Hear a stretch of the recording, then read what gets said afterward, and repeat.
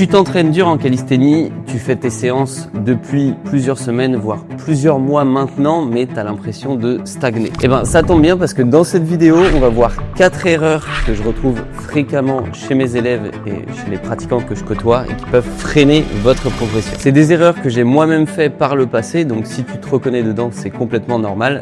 Dans cette vidéo, justement, on va voir comment les éviter et surtout comment les reconnaître. C'est d'ailleurs en corrigeant rapidement ces erreurs avec les nouveaux élèves qui arrivent dans mon accompagnement que certains progressent très rapidement.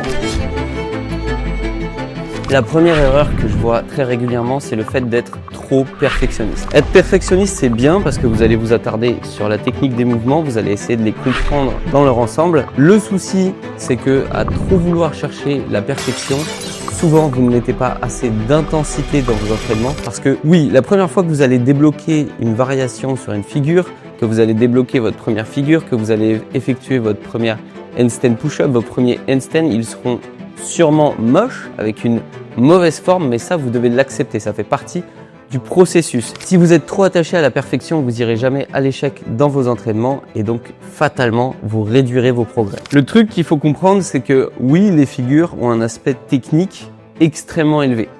Est-ce que ça veut dire qu'il faut attendre d'avoir compris l'ensemble des facteurs techniques qui régissent une figure pour commencer à progresser? Non, absolument pas.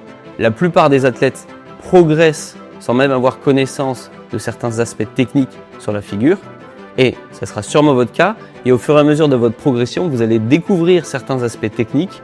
Vous allez les mettre en place. Ça va faciliter votre progression parce que vous allez comprendre certains mécanismes de la figure qui vont vous faciliter la vie.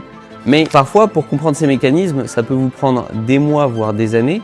Donc si vous attendez que tout soit absolument parfait avant de progresser, il se peut que vous ne progressiez jamais. Et non, c'est pas le fait de rester sur une tuck planche sans passer à votre advanced tuck qui va vous aider à mieux comprendre certains aspects mécaniques.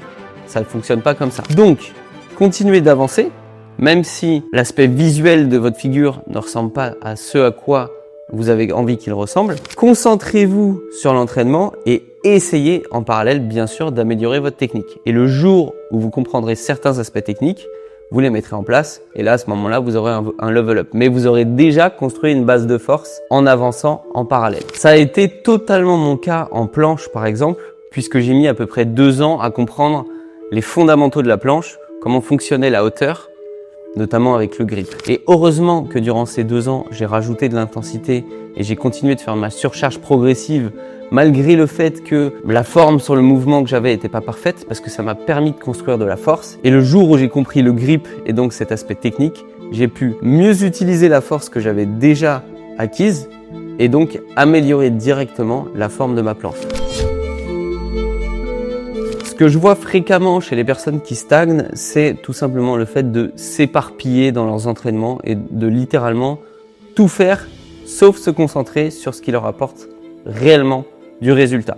Donc pour entrer dans le concret, une des choses lorsque vous commencez à travailler votre planche et votre front qui va vous apporter du résultat, c'est tout simplement de faire du hold. Vous voulez débloquer votre planche et votre front et donc vous améliorer sur votre hold. Donc votre priorité, ça doit être de trouver des moyens pour augmenter votre temps de hold. Il existe plein de méthodes pour ça, notamment vous pouvez utiliser le dégressif, le drop set, aller à l'échec sur vos holds, mais vous devez trouver un moyen d'augmenter votre hold en priorité. Et derrière, vous pouvez ajouter les exercices dynamiques, les exercices de renforcement.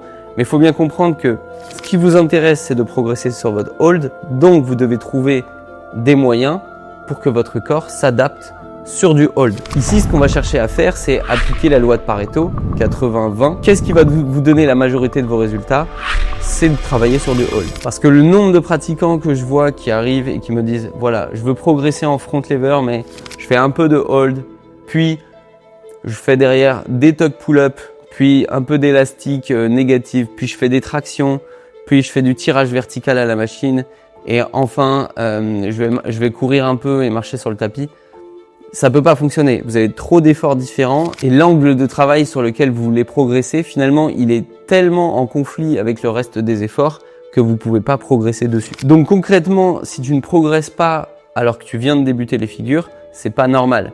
C'est pas le fait de rajouter plus d'exercices qui va t'aider. Au contraire, ce qui marche, c'est plutôt de réduire tes séances t'entraîner plus souvent, durant tes séances, de te concentrer sur les exercices sur lesquels tu as envie de progresser, en l'occurrence le hold. C'est notamment en me concentrant sur l'essentiel que j'arrive à faire évoluer mes élèves. C'est notamment le cas de Timothée qui a débloqué son équilibre en quelques mois, ainsi que son front lever avec plusieurs front lever press alors qu'il partait d'une simple advanced tuck. Comme ça a été le cas de Xavier qui a débloqué sa planche en moins de 2 mois parce que justement on s'est concentré sur de petites séances en allant à l'essentiel encore une fois.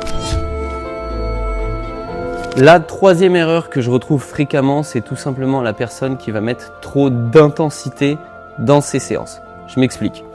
Bien sûr, lorsque vous vous entraînez en calisthénie et que vous débutez, ce que vous voulez, c'est débloquer votre front lever, votre full planche. Sauf que si dès que vous validez une progression, vous essayez instantanément de passer à la suivante, vous empêchez totalement votre corps de s'adapter. Je m'explique totalement, je rentre dans le détail. Par exemple, vous venez de valider votre one leg front lever. Il faut bien comprendre que vous ne pouvez pas directement passer au full front lever. Vous devez attendre que votre corps crée une adaptation, s'habitue au mouvement avant de passer à la variation supérieure. Donc lorsque vous avez débloqué un palier, plutôt que de chercher directement à passer au palier suivant, développez du volume sur ce palier, donc là en l'occurrence sur le one leg front lever, essayez de passer à 6, 8, 10 secondes, puis vous essayez de valider la progression d'après. C'est le même processus pour tous les paliers de toutes les figures. Ce que je vois régulièrement, c'est la personne qui, à peine a déverrouillé sa straddle planche press, essaye directement de passer sa première négative, qui est l'exercice le plus technique en planche. Non, construisez une base de force, augmentez vos nombres de répétitions sur les straddle press pour gagner en force et ça sera plus facile de débloquer les négatifs. Bien sûr, c'est plus complexe que ça. En réalité, vous pouvez varier ce travail avec de la technique sur les négatives à l'élastique en parallèle pour comprendre le mouvement. Mais dans l'idée, le message de fond, c'est une fois que vous avez débloqué un palier, construisez du volume dessus avant de passer au palier suivant. La quatrième erreur, c'est tout simplement le fait de trop s'entraîner. C'est assez courant, ça a été une de mes erreurs à mes débuts en calisthénie, parce que lorsque j'ai commencé à m'entraîner, j'avais aucune connaissance sur l'entraînement. Et rapidement, au bout de quelques mois, je suis arrivé à un palier de stagnation parce que j'avais des lacunes techniques sur les figures et je ne comprenais pas comment m'entraîner. Un de mes réflexes, ça a été tout simplement de me dire « Ok, je vais tout simplement m'entraîner plus ». Alors qu'en fait, ce dont j'avais besoin, c'était de m'entraîner mieux. La finalité, c'est que je suis rentré en surentraînement, j'ai commencé à avoir des douleurs au dos, j'ai commencé à régresser et à perdre du niveau et je me suis entêté comme ça pendant très longtemps. Factuellement, avec du recul, ce dont j'aurais eu besoin, c'est tout simplement de m'entraîner moins, faire des séances plus courtes, plus techniques et spécifiques sur les mouvements qui m'intéressent. Ça aurait permis à mon corps de récupérer, de plus facilement s'adapter et surtout d'avoir plus de travail sur ce qui m'intéresse. Puisque forcément, en augmentant la durée de mes séances d'entraînement, j'ai rajouté plein d'exercices qui n'étaient pas du tout spécifiques à ce qui m'intéressait, ou plutôt qui s'en éloignaient petit à petit. C'est-à-dire que mon objectif, c'était de déverrouiller la full planche, et à la fin de mes séances, je me retrouvais à faire du renforcement avec des haltères, comme par exemple les fameux Zanetti Dumbbell Press. La récupération, c'est la clé dans votre entraînement. Votre corps ne peut s'adapter que s'il a une récupération suffisante. Donc, si vous vous réveillez le matin, que vous avez des douleurs, que vous avez des courbatures, que vous êtes sous tension, que votre libido a baissé, ou encore que vous avez des crises de boulimie, ou au contraire, que vous n'avez plus du tout d'appétit, ce n'est pas normal. Ce n'est pas normal de se retrouver dans cette situation. Ça, ce sont les symptômes d'un surentraînement.